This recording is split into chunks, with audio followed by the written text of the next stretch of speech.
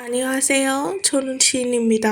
Welcome back to my channel guys. आज हम episode 3 को एक्सप्लेन करने वाले हैं क्योंकि एपिसोड 2 को बहुत से चैनल्स ने पहले ही एक्सप्लेन कर दिया है और अगर मैं फिर से एक्सप्लेन करती तो व्यूज नहीं आते, इसलिए हम एपिसोड 3 से एक्सप्लेन करेंगे। ये ड्रामा एक रोमांस कॉमेडी ड्रामा है तो मुझे देखने में तो बहुत मजा आ रहा है और आई होप आप लोग भी इसे एंजॉय करो। तो एपिसोड के स्टार्टिंग में हमें होंगजू और उसके एक्स को दिखाया जाता है जिसका नाम जूनहो होता है। इन दोनों के बीच में बात चल रही थी। यहाँ जूनहो बोलने लगता है कि उन्होंने तो कभी ऑफिशियली ब्रेकअप किया ही नहीं क्योंकि उसे लगता है कि होंगजू अभी भी उसे पसंद करती है। मतलब ये बंदा कितना ज्यादा अजीब है। 3 साल पहले इसने खुद ही बिना कुछ बताए ब्रेकअप कर लिया था और अब वो 3 साल बाद आकर बोलता है कि उन्होंने तो कभी ऑफिशियली ब्रेकअप किया ही नहीं। यहाँ होयोंग आ जाता है और होंगजू को बचा लेता है, मतलब इस ऑकवर्ड सिचुएशन से उसे बाहर निकलने में मदद करता है। वो ऐसे प्रिटेंड करता है कि वो दोनों डेट कर रहे हैं और होंगजू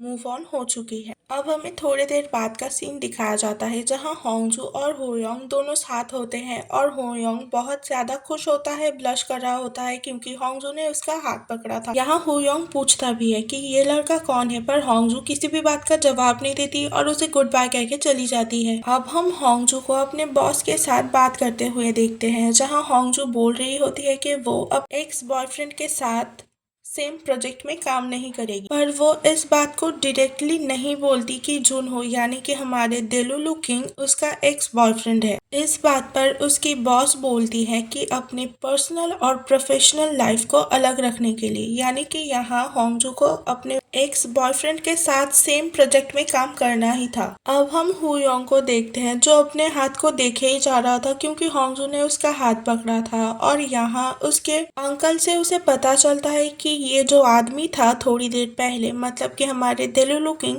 वो असल में होंगजू के एक्स बॉयफ्रेंड है। अब हुयोंग अपने स्कूल के दिनों को याद करता है और हमें फ्लैशबैक के सीन में दिखाया जाता है कि होंगजू अपने स्कूल के दिनों से ही जूनहो नाम के किसी बंदे को लेटर वगैरह लिखा करती थी। यहाँ हमें एक बात तो समझ आ जाती है कि जूनहो यानी कि हमारे डेलुलु किंग होंगजू के पहला प्यार है। इस जूनहो के बच्चे को देखते ही मुझे गुस्सा बड़ा आने लगता है। अब हम होंगजू को देखते हैं जो कि यही सोच रही थी कि उसे इस प्रोजेक्ट में काम करना चाहिए कि नहीं। इसके बाद हमें फिर से फ्लैशबैक का सीन दिखाया जाता है जहां होयोंग अपने स्कूल को रिप्रेजेंट कर रहा था और उसे सियोल यूनिवर्सिटी में किसी इंटरव्यू के लिए जाना था, पर वो जाते हुए स्कूल से एक फोटो ले लेता है। ये फोटो असल में होती है होंगजू की। स्कूल के नोटिस बोर्ड में बहुत से स्टूडेंट्स की फोटो थी जिसमें से एक फोटो में होंगजू थोड़ी सी दिख रही थी, तो वो इस फोटो को अपने साथ ही रख लेता है। अब होयोंग स्कूल से बाहर आ जाता है और उसे झाड़ियों में से कोई भूत की तरह निकलते हुए दिखता है और पहले तो वो काफी ज्यादा डर जाता है। इसके बाद उसे समझ आता है कि ये कोई लड़की है। बाद में पता चलता है ये तो होंगजू है जो कि स्कूल बंक मार रही थी। यहाँ होयोंग उसे पूछता भी है कि तुम कहाँ जा रही हो और तुम बंक क्यों मार रही हो, पर होंगजू बोलने लगती है तुम भी तो बाहर जा रहे हो, तुम्हें क्या फर्क पड़ता है। इसके बाद होयोंग बोलने लगता है कि मुझे तो सियोल यूनिवर्सिटी जाना है अपने इंटरव्यू के लिए, पर तुम कहाँ जा रही हो। होंगजू होयोंग को इग्नोर करके वहाँ से चली जाती है और यहाँ एक बस स्टैंड पर आ जाती है। यहाँ हम होंगजू को बस में बैठे हुए देखते हैं और उसके पास एक गिफ्ट बॉक्स भी होता है जिसके अंदर की एक लेटर भी होता है। शायद उसने इस लेटर को जूनहो के लिए लिखा था। इस बस पर होयोंग भी होता है, मतलब कि वो अपने इंटरव्यू को इग्नोर करके होंगजू के पीछे पीछे चला गया था क्योंकि वो क्यूरियस था कि होंगजू कहाँ जा रही है, क्योंकि होंगजू ने उसे बताया नहीं था कि वो कहाँ जा रही है। अब ये दोनों थोड़ी दूर आ चुके थे और होयोंग फिर से एक टिकट लेता है जो कि होता है सियोल के लिए। यहाँ होंगजू को पता चल चुका था कि होयोंग उसका पीछा कर रहा है, तो वो होयोंग से पूछने लगता है ये तो सियोल नहीं है, तुम मेरे पीछा क्यों कर रहे हो। इसके जवाब में होयोंग बोलता है मुझे खुद भी नहीं पता कि मैं ऐसा क्यों कर रहा हूँ। मतलब यहाँ वो इंटरव्यू में जाता ही नहीं है। यहाँ होंगजू बोलती है चलो पीछा करते हुए इतना दूर आ ही गए हो तो मैं तुम्हें अपने साथ ले चलती हूँ। फिर हमें पता चलता है कि ये एक मिलिट्री बेस है जहाँ होंगजू जूनहो के पास आया था अपनी फीलिंग्स को कन्फेस करने के लिए। इस बात को सुनने के बाद बेचारे होयोंग की तो पैरों तले जमीन ही खिसक जाती है। मतलब यहाँ हुयोंग के तो दिल जुड़े बिना ही टूट चुके थे, उसके दिल के अरमा बह ही चुके थे। अब हमें प्रेजेंट का सीन दिखाया जाता है जहाँ हुयोंग अपने अंकल को ये सारी बात बता रहे थे और यहाँ उसके अंकल को समझ आ जाता है कि होंगजू ही हुयोंग का पहला प्यार है। और जिस बात को सुनने के बाद अंकल इतने ज्यादा भड़क जाते हैं, वो तो चिल्लाने ही लगते हैं। वो चिल्लाने लगते हैं, बोलने लगते हैं, तुम्हें होंगजू कैसे पसंद आ सकती है, वो तो तुम्हारे टाइप की भी नहीं है, तुम इतने स्मार्ट हो और वो तो कैसी डम्ब सी है। यहाँ हुयोंग अपने अंकल को चुप करा देता है क्योंकि वो होंगजू के खिलाफ कुछ भी सुन नहीं सकता था। अब हमें हेजी को दिखाया जाता है जो कि एक स्कूल टीचर होती है और ये होंगजू की बेस्ट फ्रेंड भी थी। यहाँ हम उसी आदमी को देखते हैं जिसके साथ होंगजू फर्स्ट एपिसोड में ब्लाइंड डेट पर आई हुई थी और जो बहुत ज्यादा फॉर्मली बात कर रहा था। ये भी इस स्कूल का ही एक टीचर होता है।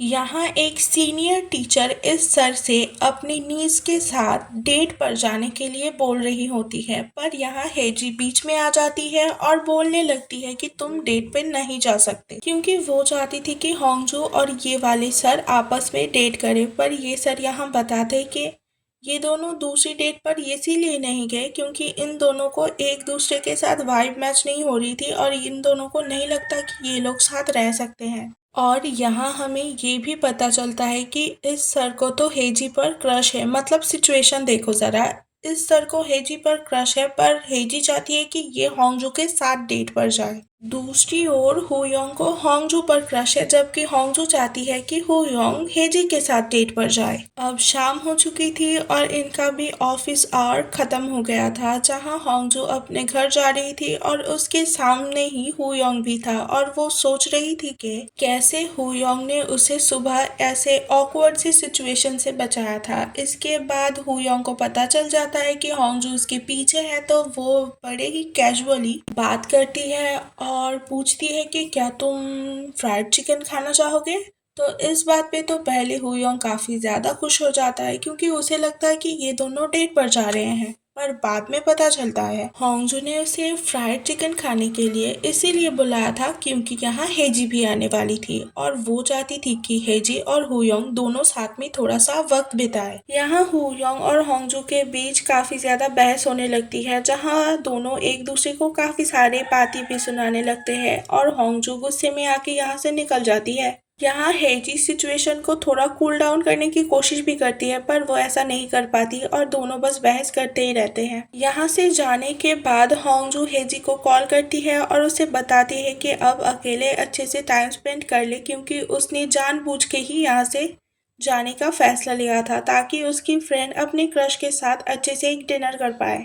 होंगजू हुयोन को बिल्कुल भी पसंद नहीं करती थी, तो वो ऐसा ही सोचने लगती है कि इस हेजी को हुयोंग पर दिखता क्या है जो इसको इतना पसंद करती है, ये तो कितना रूड बंदा है। इनको देखकर हेजी को समझ आ जाता है कि हुयोंग होंगजू को पसंद करता है। बेचारी का दिल टूट जाता है।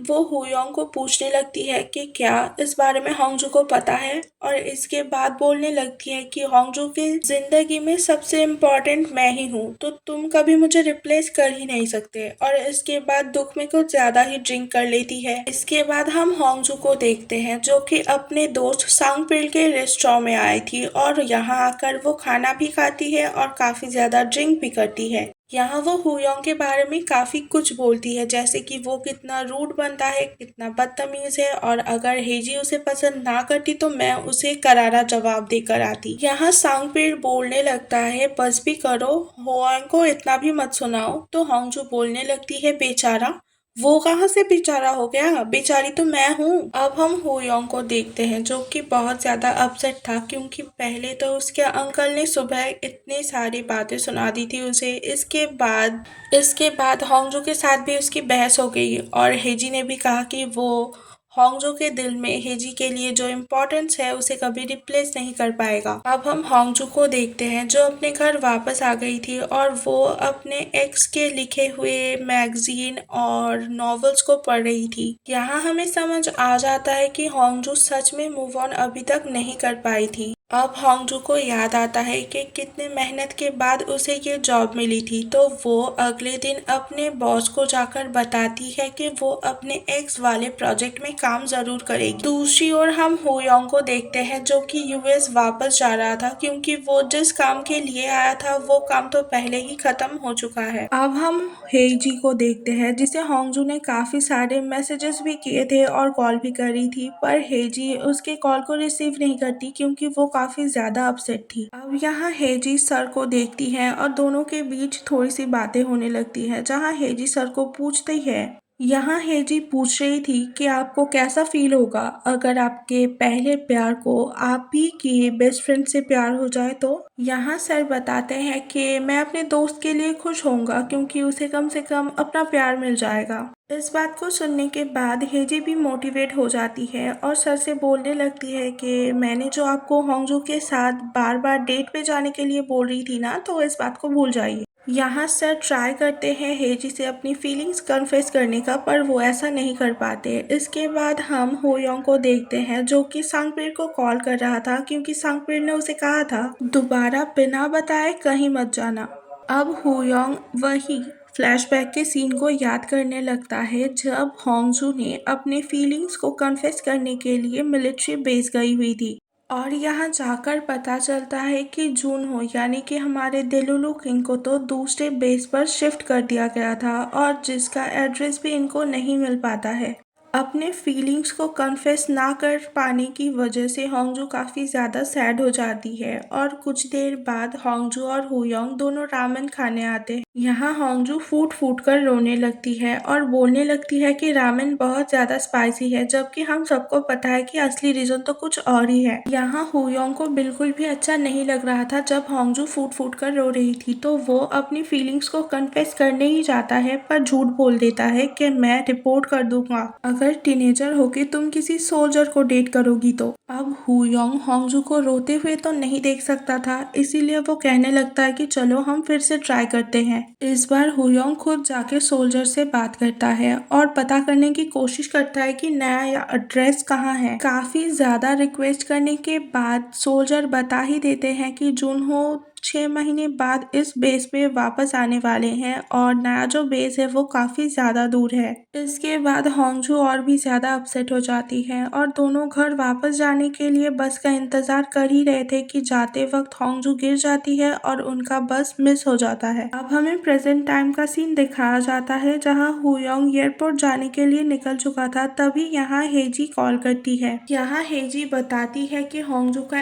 एक्सीडेंट हो गया है और क्योंकि वो अभी स्कूल में है और वापस नहीं आ सकती और होंगजू की कोई गार्डियन भी नहीं है, तो इस बात को सुनने के बाद हुयोंग भागते हुए होंगजू के पास चला जाता है। वो इतना ज्यादा टेंस्ड होता है कि कैब से अपना सामान भी नहीं निकालता और जाकर देखता है कि होंगजू एक बेड पर लेटी हुई है, तब जाके उसे चैन की राहत मिलती है। इसके बाद हमें होंगजू के बचपन के कुछ सीन्स को दिखाया जाता है जहां होंगजू के पेरेंट्स ये डिसाइड कर रहे थे कि उसे एक ऑर्फनेज में भेज दिया जाएगा और तब से ही होंगजू अपने दर्द को दिल में छुपाना सीख चुकी थी। और इसके बाद जब वो स्कूल में आई तब एक बार उसे बहुत तेज बुखार था और स्कूल डॉक्टर ने उसे कहा था अपने घर जाकर रेस्ट करने के लिए, पर वो बिल्कुल भी घर जाने के लिए तैयार नहीं थी, बल्कि वो तो स्कूल में ही रेस्ट करना चाहती थी। उसके बाद उसकी तबीयत और भी ज़्यादा ख़राब होने लगती है और वो बोलती है मैम मुझे थोड़ा सा पानी दे दीजिए, पर उसकी आंखें बंद होने लगी थी। तभी कोई उसे एक पानी का कप देता है, पर हमें ये दिखाया नहीं जाता कि ये इंसान कौन है। इसके बाद हमें प्रेजेंट टाइम का सीन दिखाया जाता है जहाँ होंगजू आंखें खुलते ही हुयोंग को देखती है जो कि उसके हाथ पकड़े हुए बैठा हुआ था और यहाँ वो